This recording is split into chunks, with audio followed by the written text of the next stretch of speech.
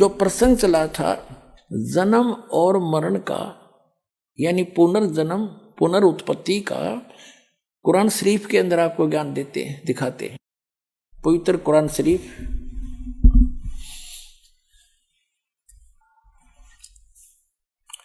ये वही कुरान शरीफ है।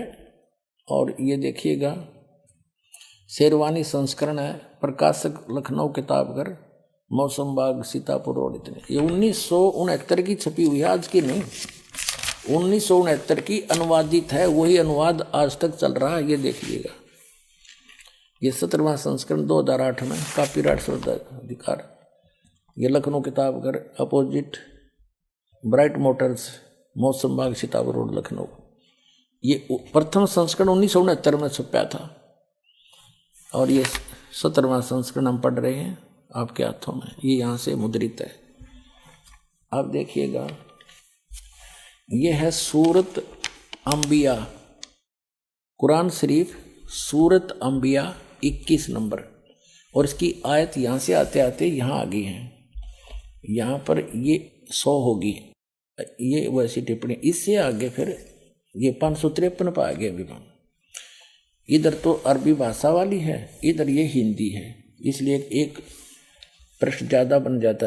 553 पर आ गए हम। यहाँ तो दूसरी, ये दूसरी शुरू होगी यहाँ पर, हिज 22। ये तो यहाँ से शुरू होती है, यहाँ से, इसलिए वहाँ लिखी गई। इस 21 अंबिया की ये आयत यहाँ तक चल रही है, 103 समाप्त हुई और ये 104 यहाँ से शुरू होती है आयत।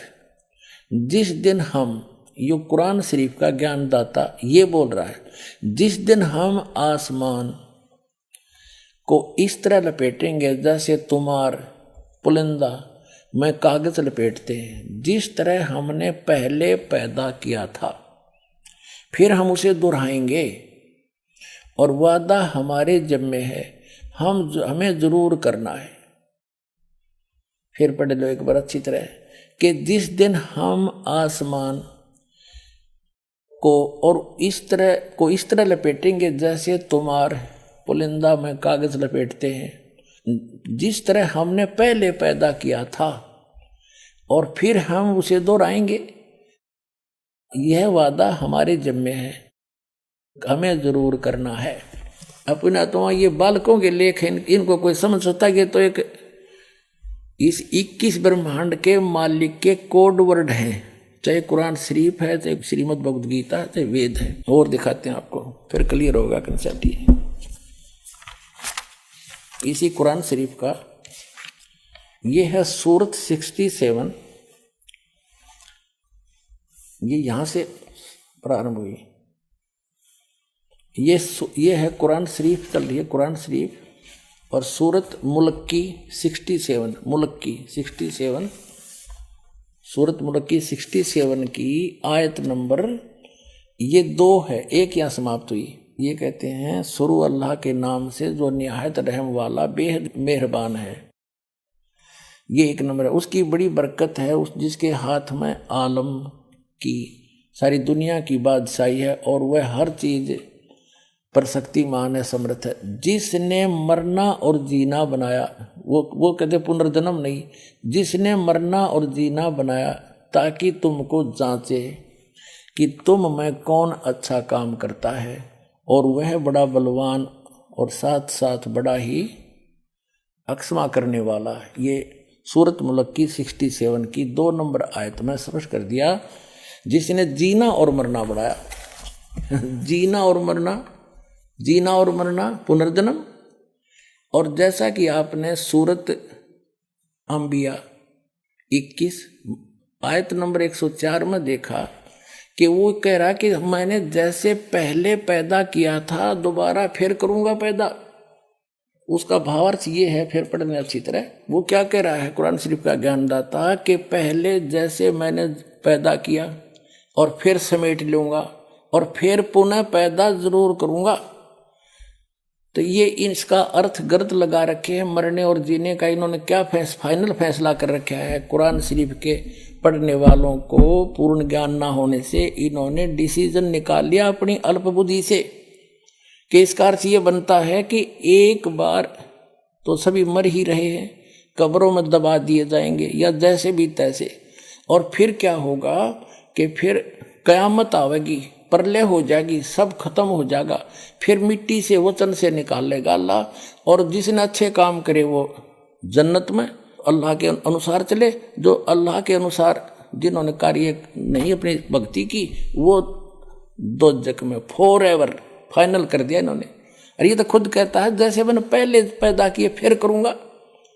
अगर ये शब्द नहीं कहता कि फिर मैं दोबारा करूंगा और मैं अपना पक्का वायदा करता हूं, यदि एक ही बार होना है तो फिर करूंगा, तो शब्द आना ही नहीं चाहिए। फिर देख लो कुरान शरीफ है,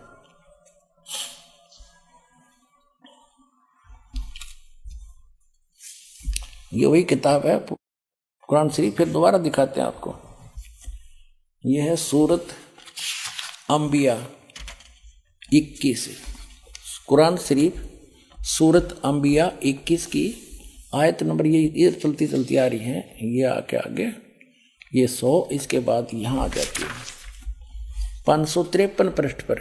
मौसम बाग सीतापुर रोड लखनऊ से छपे प्रकाशन के।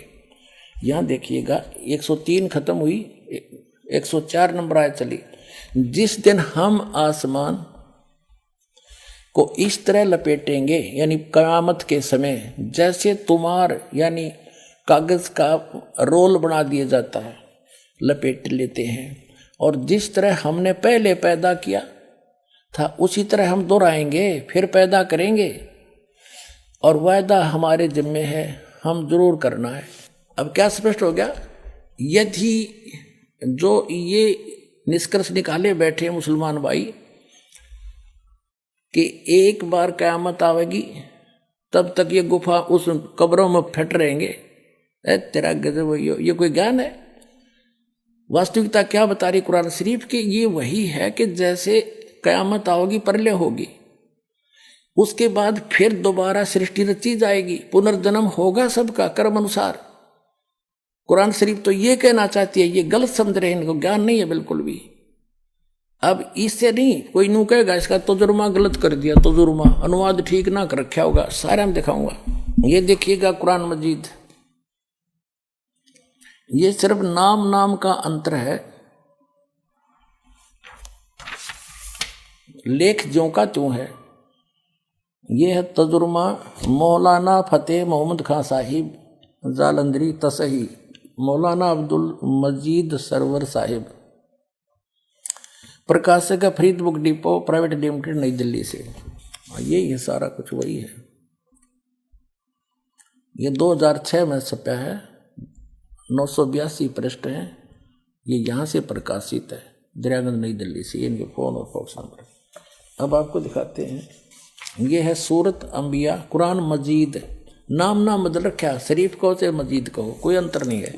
सूरत अंबिया 21। अब यहाँ जाते हैं हम आगे अगले पृष्ठ पे, 104 आयत पर पहुँचेंगे। यहाँ पर दूसरी शुरू हो जाती है हज, लेकिन ये होती यहाँ से शुरू, इसलिए वहाँ लिख दिया जाता है ये हज वाली, लेकिन ये चल रही है अंबिया 104। जिस दिन हम आसमान को इस तरह लपेट लेंगे जैसे खेतों का तुमार लपेट लेते हैं, जिस तरह हमने कायनात को पहले पैदा किया था, आए है, उसी तरह दोबारा पैदा करेंगे। यह वायदा जिसका पूरा करना जरूरी है, हम ऐसा जरूर करने वाले हैं। लेकिन इनका जो सिद्धांत है, इन मुसलमान भाइयों ने इस कुरान शरीफ को ठीक से ना समझ के वो गलत निष्कर्ष निकाल रखा है कि बस इनका फाइनल ये है कि चलते रहेंगे, मरते रहेंगे, कब्र में दबाते रहेंगे, और जब कयामत आवेगी फिर भगवान यानी सब कुछ नष्ट हो जाएगा। आसमान भी इसने कह दिया समाप्त कर दूंगा, तो रहेगा क्या फिर? तो फिर कहते हैं फिर सबको जीवित करेगा अल्लाह। उनकी अपनी सोच वो गलत है, वो सोच, और फिर सदा के लिए वो स्वर्ग वाले स्वर्ग में, निकम्मे वाले नरक में, फिर दोबारा जन्म होना नहीं। और ये कहते हैं इस कायनात को पहले की तरह मैं फिर से उत्पन्न करूंगा, फिर पैदा करूंगा, ये मेरा पक्का वायदा है। एक और दिखाता हूं, ये देखिएगा, एक और कुरान इसकी अनुवाद दिखाता हूं आपको, ये देखिएगा। ये मुख्तसर तफसीर एहस नुल बयान तर्जमा मौलाना मोहम्मद जूनागढ़ी तफसीर हाफिज सलाहुद्दीन यूसुफ हिंदी तर्जमा व तरतीब मोहम्मद ताहिर हनीफ और ये दारुसलाम प्रकाशक एवं वितरक। इसमें इन्होंने अपने हिसाब से कर रखे, यहाँ से उल्टी साइड से चला है, यहाँ से चले हैं ये 1 नंबर यहाँ से शुरू होती है। हम जैसा भी अपने उस पर आ जाते हैं। ये देखिएगा, ये है सूरत अंबिया 21 और 571 पर, ये 570 उल्टा चला, इसमें 70 उधर 71 है और ये 104 नंबर आयत है। जिस दिन हम आकाश को इस तरह लपेट देंगे जिस तरह रोल के कागज पंजी का लपेट दिए जाते हैं और हमने पहली बार पैदा किया था उसी तरह दोबारा करेंगे। यह हमारा मजबूत वादा है और यह हम जरूर करके रहेंगे। ठीक हो गया। जिस तरह हमने पहले पैदा किया था उसी तरह फिर करेंगे। इब जैसे आपने ये कुरान शरीफ फिर दिखाते हैं आपको, ये कुरान शरीफ वही है।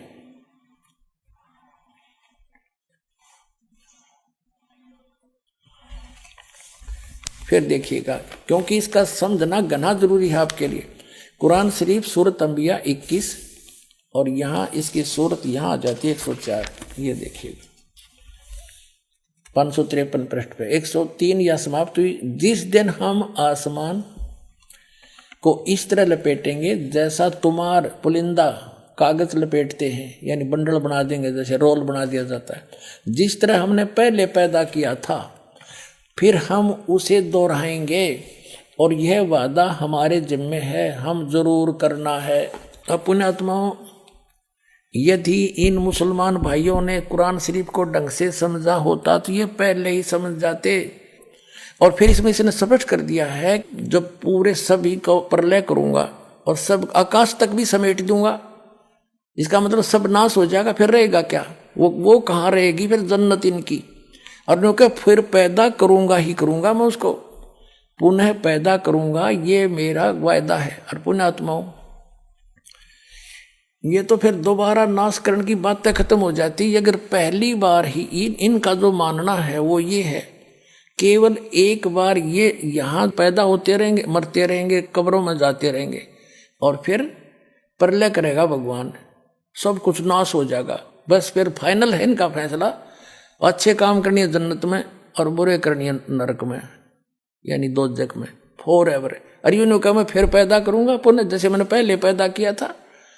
तो दोबारा पैदा करनकार, दोबारा क़यामत लाने का तो जिक्र खत्म हो जाता है। वास्तविकता ये है कि ये जो दास ने सृष्टि रचना बताई ऐसे चलता है।